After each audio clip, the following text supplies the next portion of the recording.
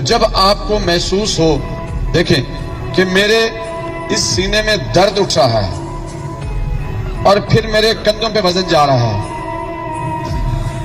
اور سانس میں دشواری شروع ہو گئی ہے اور زیادہ برڈن میری لیفٹ بازو میں چلا گیا ہے اور آپ کو محسوس ہو رہا ہے کہ میری جان بلب ہے، نکلنے والی ہے، تو آپ کو سمجھ جانا چاہیے کہ یہ ایک ہارٹ اٹیک ہے۔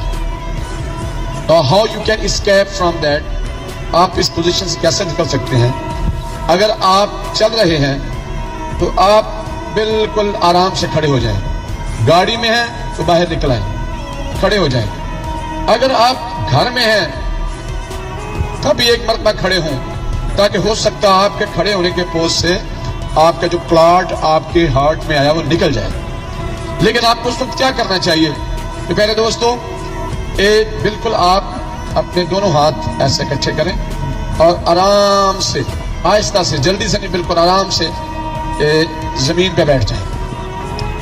آپ زمین پہ بیٹھنے کے بعد آپ کو کیا کرنا ہے؟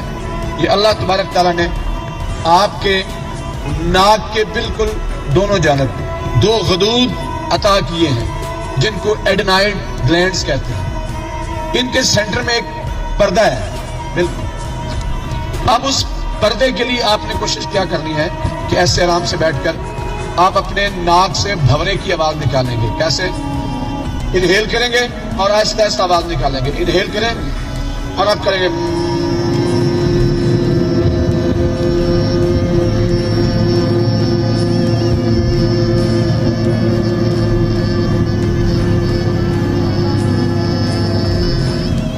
جتنی آپ آواز نکالیں گے تو آپ کے کلاٹ کو، جہاں بھی کلاٹ آئے گا، برین میں آئے یا آپ کی کسی بھی ہارٹ میں آئے، جب یہ بنیں گے نائٹرک آکسائڈ تو وہ کلاٹ ڈیزالو ہو جائے گا اور آپ کا ہارٹ اٹیک بالکل آہستہ آہستہ ختم ہو جائے گا۔ آپ کی کوئی